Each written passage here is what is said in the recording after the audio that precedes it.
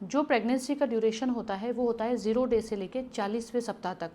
मतलब हम live pregnancy, जो 9 महीने की प्रेगनेंसी बच्चा जब 0 डे से 40वें वीक तक पहुंच जाता है उसको मानते हैं। और किसी कारणवश ये 9 महीने की प्रेगनेंसी अगर नहीं पहुंच पाती है और पेट में ही बच्चा अगर खत्म हो जाता है, भ्रूण के गर्भ में ही मृत्यु हो जाती है, ऐसी कंडीशन को हम बोलते हैं intra uterine foetal death, IUFD। ये पेशेंट के लिए और डॉक्टर के लिए एक अनबिलीवेबल बात होती है उस वक्त के लिए कि क्यों पेट में बच्चा डाई हुआ। तो कुछ इंपॉर्टेंट रीजन मैं यहाँ शेयर करने वाली हूँ। रीजन 3 तरह से डिवाइड करेंगे हम। मैटरनल रीजन यानी कि माँ की वजह से जो प्रॉब्लम्स होती है जिसकी वजह से बच्चा खत्म होता है, बेबी वाले रीजन और प्लेसेंटा वाले रीजन। तो सबसे पहले माँ के रीजन में डिस्कस करूंगी। रीजन नंबर 1, मैटरनल हाइपरटेंशन, मतलब गर्भावस्था के दौरान जो बीपी बढ़ता है जिसको हम बोलते हैं PIH, प्रेगनेंसी इंड्यूस्ड हाइपरटेंशन। अगर किसी कारणवश महिला अपने डॉक्टर को दिखा नहीं पाती है या बीपी बढ़ रहा है और वो बीपी की टैबलेट समय पर नहीं ले पाती है और अनकंट्रोल्ड हाइपरटेंशन पे पहुंच जाता है पेशेंट, तो ऐसी कंडीशन में कभी कभी बच्चा पेट में एक्सपायर हो जाता है। नेक्स्ट इंपॉर्टेंट रीजन होता है डायबिटीज इन प्रेगनेंसी। पेशेंट जो प्रेग्नेंट लेडी है उसको अगर डायबिटीज है, उसका शुगर लेवल फ्लक्चुएट हो रहा है और वो किसी कारणवश डॉक्टर को नहीं दिखा पा रही है या दिखा रही है और इंसुलिन पर है फिर भी उसका शुगर लेवल कंट्रोल नहीं हो रहा है, तो ऐसी कंडीशन में भी पेट में बच्चा एक्सपायर हो सकता है। नेक्स्ट रीजन है मैटरनल कोई इन्फेक्शन है, माँ को इन्फेक्शन जैसे कि malaria, tuberculosis, toxoplasmosis, influenza, hepatitis, ये सब रीजन भी रेस्पॉन्सिबल होते हैं IUFD के। अगला रीजन है हाइपरपायरेक्सिया, मतलब मदर का टेम्परेचर बढ़ना, फीवर आना। अगर अनकंट्रोल्ड हाइपरपायरेक्सिया है और अगर टाइम पर डॉक्टर को नहीं दिखाया या दिखाने के बावजूद भी फीवर बहुत अनकंट्रोल्ड हो रहा है, तो ये भी एक रीजन रह जाता है IUFD का। अगला रीजन है एंटीफॉस्फोलिपिड एंटीबॉडी सिंड्रोम या थ्रोम्बोफिलियाज। ये एक तरह का ब्लड डिसऑर्डर होता है, इस कंडीशन में भी कभी कभी IUFD रह सकता है। नेक्स्ट रीजन है एबनॉर्मल लेबर। कोई पेशेंट है जिसको अच्छी तरह से पेन्स आ रहे हैं, आपके गायनेकोलॉजिस्ट ने बोल दिया है कि हो सकती है नॉर्मल पे हो जाए या हो सकता है मैं सिजेरियन लेना पड़ जाए, और पेशेंट को अच्छे खासे पेन्स हैं, डायलिटेशन भी फुल हो रखा है, बट फिर भी बच्चा नीचे डिसेंट नहीं हो पा रहा है, ऐसी कंडीशन को हम बोलते हैं ऑब्स्ट्रक्टेड लेबर। तो कभी कभी ऑब्स्ट्रक्टेड लेबर में जाने के बाद भी बच्चा IUD होने की पॉसिबिलिटी रह जाती है। नेक्स्ट इंपॉर्टेंट रीजन है रप्चर यूट्रस। मान लीजिए पहले वाला बच्चा उसका पेशेंट की पहले वाली प्रेगनेंसी ऑपरेशन से है, सिजेरियन से है, और वो किसी कारणवश हॉस्पिटल नहीं पहुंच पाती है, और ऐसी कंडीशन में अगर उसको लेबर पेन स्टार्ट हो जाते हैं और एकदम से पेन्स आने के बाद जो पुराने वाले ऑपरेशन के जो टांके हैं वो अगर फट जाते हैं, ऐसी कंडीशन को हम बोलते हैं रप्चर यूट्रस। तो ऐसी कंडीशन में भी बच्चा खत्म होने का रिस्क रह सकता है। नेक्स्ट इंपॉर्टेंट रिस्क है पोस्ट टर्म प्रेगनेंसी, मतलब जो आपके डॉक्टर आपको डेट देते हैं, एक्सपेक्टेड डेट ऑफ डिलीवरी, उस वक्त अगर आप नहीं पहुंच पाते हैं अपने डॉक्टर के पास, ऐसी कंडीशन में कभी कभी बच्चा गंदा पानी छोड़ देता है पेट में, और वो अगर मेकोनियम एस्पायरेट कर जाता है तो उस कंडीशन में भी पेट में बच्चा एक्सपायर हो सकता है। नेक्स्ट रीजन है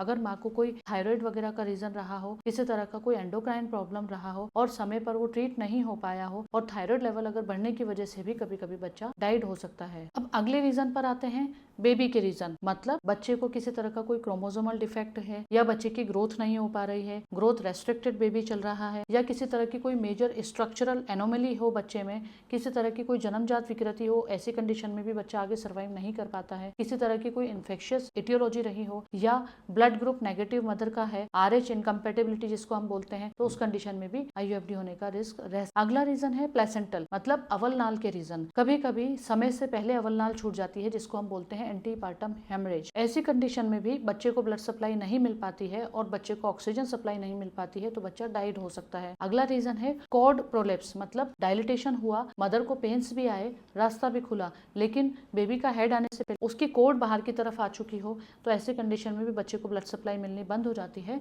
और बच्चे का IUFD रीजन हो और बच्चा पेट में डाई हो सकता है। अगला रीजन है कोई ट्रू नोट, अम्बिलिकल कोड में अगर ट्रू नोट हो जाती है तो उस कंडीशन में भी बच्चे को ब्लड सप्लाई और ऑक्सीजन सप्लाई नहीं मिल पाती है, तो भी IUFD रहने का रीजन रह सकता है। अगला रीजन है कोई कोड अराउंड नेक। कभी कभी बच्चे के नेक के अराउंड 2 या 2 से अधिक कोड रह जाती है जिसको हम double loop of cord around neck या triple loop of cord around neck बोलते हैं। ऐसी कंडीशन में भी IUD होने का रिस्क रह सकता है। और last but not the least, idiopathic, मतलब हम कोई कारण ही एक्सप्लेन नहीं कर सकते हैं और सडन IUFD हो गया विदाउट एनी रीजन, बच्चा अगर यूट्रस के अंदर डाइड हो चुका है, तो वो कहलाता है इडियोपैथिक। तो ये कुछ इंपॉर्टेंट रीजन है बच्चा खराब होने के। ये एक ऐसा टॉपिक है जो हर गायनेकोलॉजिस्ट के हार्ट के काफी क्लोज होता है। तो जरूरी नहीं है कि IUFD हुआ है इस प्रेगनेंसी में तो आगे भी ये रिस्क रह सकता है। इस चीज को आपको बहुत ज्यादा स्ट्रेस नहीं लेना है। अगर ऐसा कुछ रहता है तो आप आपके डॉक्टर से कंसल्ट करिए। आपके डॉक्टर्स जो आपको एडवाइस करते हैं, जो सलाह देते हैं, जो ट्रीटमेंट देते हैं, आप उसको फॉलो करिए। For more videos and update, like, share, subscribe my channel and follow me on Instagram. Thank you.